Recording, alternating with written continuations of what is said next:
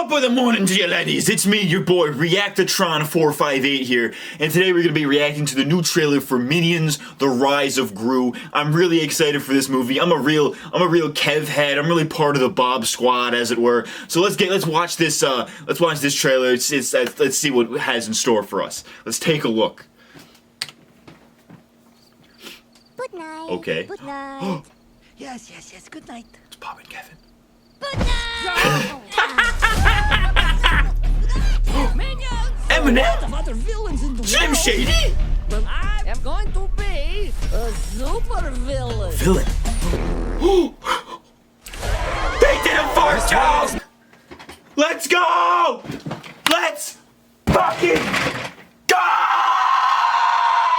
Yo, who the fuck is MattCMG? Here's a hypothetical for the guys out there. If your girlfriend came up to you and was like, hey, yo, I want you to pound my little pog pussy, would you do it?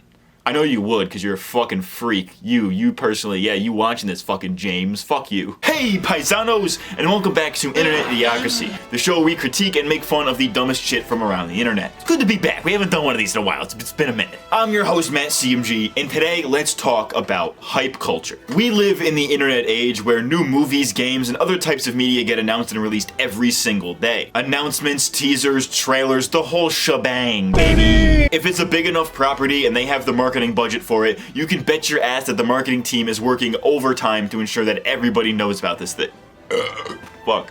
I'm not gonna do that line over. Fuck you. This usually works as intended, and it gets fans of the property excited for the new thing coming out. I have just explained basic marketing to you like a fucking infant, so, you know, that's how you know this is a condescending YouTube video, epic style. You know, it's such a great feeling to know that something you like is coming out. You know, it gets you excited, and as they say in the business, gets a little bit of hype, you know? Oh, hype, that's the big word of the day. It's your fucking Sesame Street word of the day, you fucking toddlers. Opa gaming style. But with hype comes cringe and the inevitability of disappointment. It's a common talking point that with hype culture comes disappointment, that the more you hype something up, the less likely it is to live up to those expectations. This is one of the most lukewarm takes you could possibly have. It's pretty much common knowledge, and I'm not going to spend a 12-minute video just repeating that exact point over and over again. Today, I'd like to dive a little bit deeper into hype culture and many of the problems that arise from it, specifically by looking at the various ways that hype is low-key kind of ruining our media consumption experience. So smash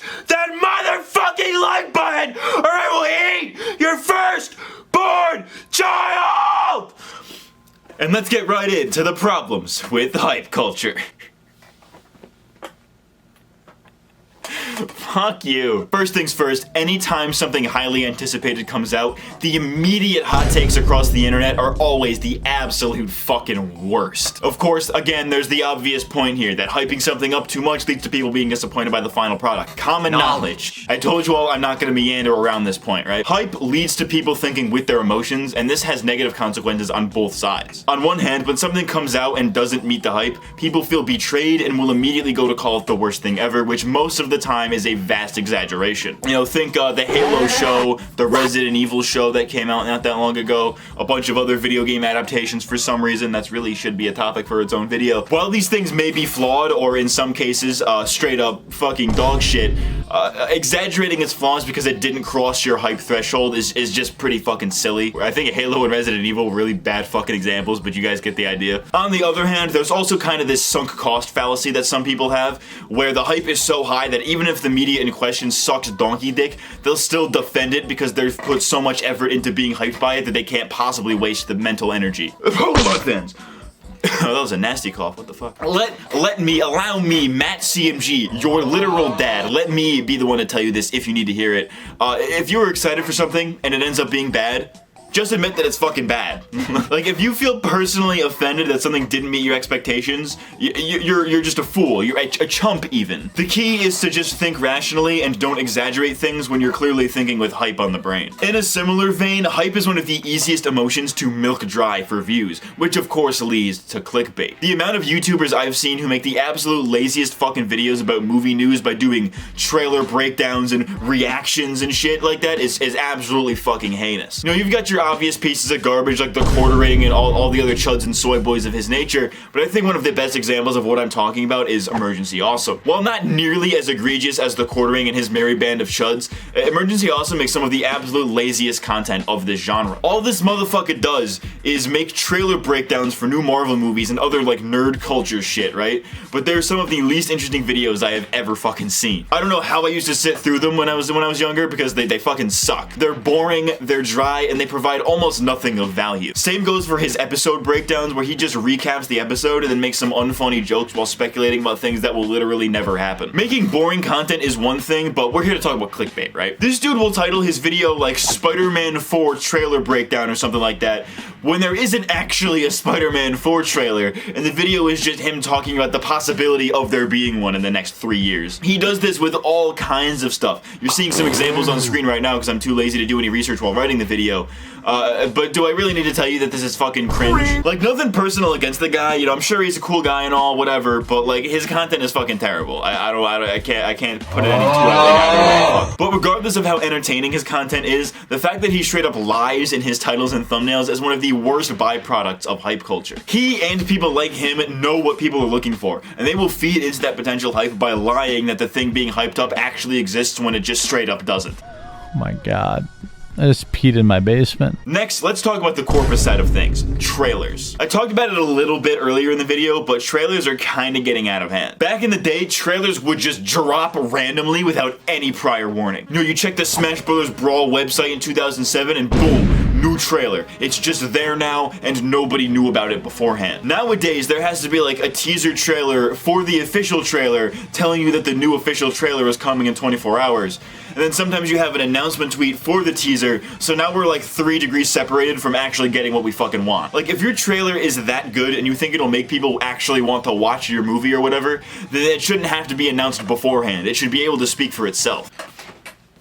Ow, fucking homo. Homo erectus. And this kind of gets into the reason why I made this video in the first place, which is that I think this is all made worse by the fact that now with the internet, we know way more about the making of our favorite shows, and it kind of kills the magic a little bit. Nowadays, we can literally follow a piece of media's creation at every step of the way, from the original concept all the way to the final product, and I think it's made things a lot worse. But, you know, back before the internet was commonplace, this wasn't really the case. Back then, the first time you'd ever hear about a new show or a movie or a game was when there was a commercial on TV or a preview in a movie theater or even ads in magazines and in game cases. Like, check this shit out, right? Game case for Skyward Sword. Nintendo's advertising, they have little advertising pamphlets, advertising fucking Wii shit. Look at this. They don't do that shit anymore. Sorry guys, I'm having a soy moment. Bit of a soy moment. Oh, my soyish little pussy. Okay. Oh, fuck my soy pussy! Everybody talks about soy boys. Where's the soy girls at? 9 times out of 10, the piece of media was already close to finished by the time they started advertising it. So the only way to get excited was from that late phase advertising, because that was basically all you could know about it. Nowadays, Netflix will just casually tweet out that they're working on live-action One Piece or live-action Avatar before anybody has even written the shit. News organizations like Discussing Film will write articles and headlines about press releases, about concepts for movies that are literally just concepts with no script, no writers or directors attached, and they'll just like announce that as if that's enough for people to be excited. Why the fuck is it news that Joaquin Phoenix is getting paid $20 million for Joker 2? Why should anybody give a shit? Why would this impact my excitement for the movie if it had any at all? Don't laugh. Dude. Don't.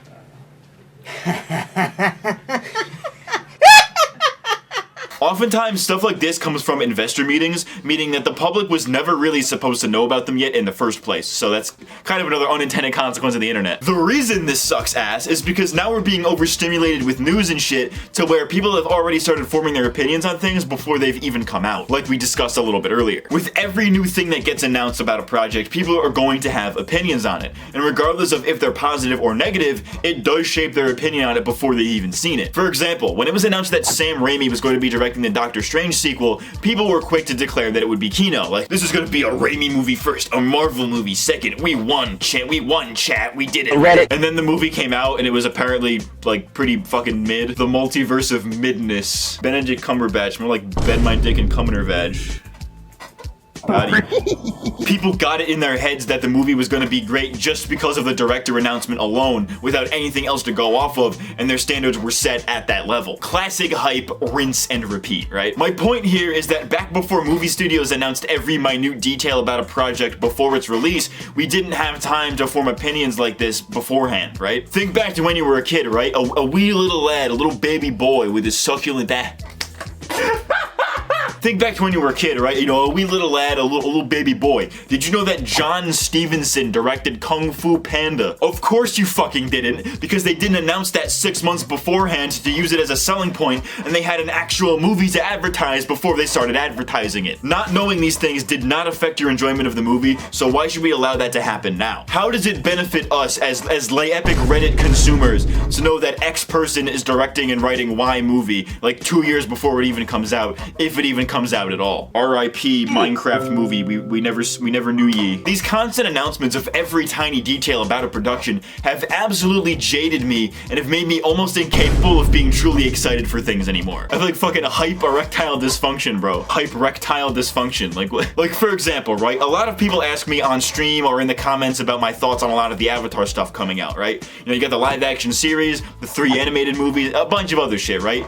And like, I kinda just don't care. It's not that I won't watch these things, that I don't think that they'll be good. It's just that the announcement that it will exist eventually doesn't really give me much information, so there's not really anything to talk about or have an opinion on quite yet. Like, okay, right, live action Avatar cast, cool, right? That's great, but you know, I haven't seen them act. I don't know how they'll be directed. I don't even know if they have chemistry with each other, so how am I to be hyped for them to do these characters justice when I don't know if that's even going to happen? Now, if you want to talk about justice, let's talk about Victoria Justice, am I right? Hey, let's go, simpin'.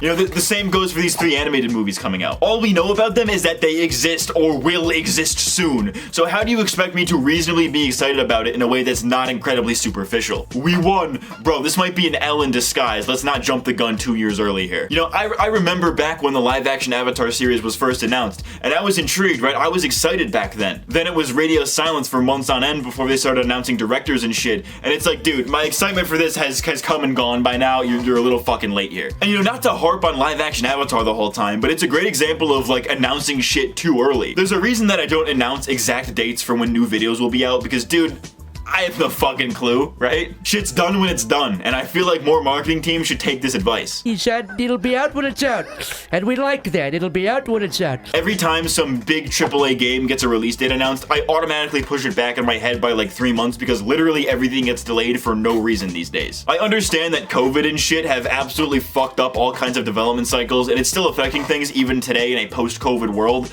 but it's getting a bit ridiculous at this point, right? Just don't announce a date until you know for a fact that it will be done by then. Why is this so fucking difficult? This leads me into my theory of the hype incubation period. I will now pass it off to my good friend, also known as me, Dr. MattCMG. Take it away, Doc. Whoa! Let's go, baby! Science, motherfucker! Howdy, it's me, your boy, Dr. MattCMG, back at it again with the white fucking vans. The hype incubation period is a term I myself developed in my copious years of hype research. As you can see here, here, we have a little bit of a timeline. Right here is your release date, which for the sake of argument is set in stone. This shit can't move. What are we, a fucking game release? Fuck you. Anything after this point does not matter. We do not give a shit about this. But the year leading up to this release date, very important shit. Announce something too early and interest in your product will wane. The hype is dead, give this man 50 cc's of juicy fucking nut. Announce it too late and people will experience a phenomenon known as hype whiplash, where there is no time to be hyped, so the immediate excitement that the thing exists will annihilate the consumer's baby soy brain. This is science, by the way. The time between the initial announcement and the release date is known as the hype incubation period, and the ideal time frame depends on the quality factor Q. If the thing being released is something that is established to be good, I believe Kino is the scientific term, then you can get away with making this period much longer. Some examples include Spider-Verse or Better Call Saul. If you're experimenting with an original idea, since God knows that's a fucking new concept these days, then you might want to opt somewhere in the middle here. However, there are also rare cases where the quality factor is so large that the hype incubation period ends up being 0, where only the best of the best can get away with that shit. Examples being Bo Burnham or Kendrick Lamar. I remember you was conflicted, misusing your influence. Anyways, that is all. Thank you for ejaculating to my TED Talk. That's science talk for coming. Oh, Bobby, I'm about to bust. Go! Suck me in the fucking science hole, you dumb bitch. Fuck you. Eat dick and shit and die. Thanks for the breakdown version of me that's sometimes me, but sometimes a different person, depending on the joke. We're really writing some top-tier fucking lore here at the MattCMG fucking offices. What are we doing? At the end of the day, hype culture has a lot of unintended consequences that I feel like not a lot of people talk about. There is such a thing as too much hype, and it comes in more ways than just saying like, hey, get excited, right? I think it's interesting to look at hype culture beyond just making fun of overreactions or being disappointed that something didn't end up being what you thought it was. Anyways, I don't really know how to end this video. A big long video coming soon, hopefully. If it takes a while, you'll know why. Like, comment, subscribe, Patreon, all that shit. I've been MattCMG, and I'll see you all next time. Thanks for watching.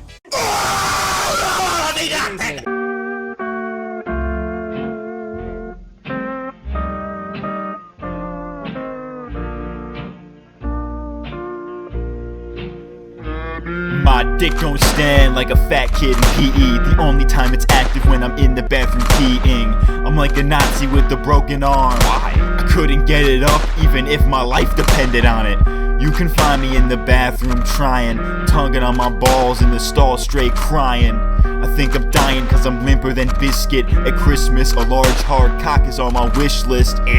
My dick is so small these haters on my balls couldn't elevate to the next level, so fuck y'all. Shit, I limp around like polio. Okie dokie yo, my dick ain't lying like Pinocchio. Sorry Geppetto, how could anybody pull strings? This puppet ain't even made of wood. Haha, yeah, I guess I'm trying to say it like this. If you want respect then hop off my dick. Ironically, I go hard though.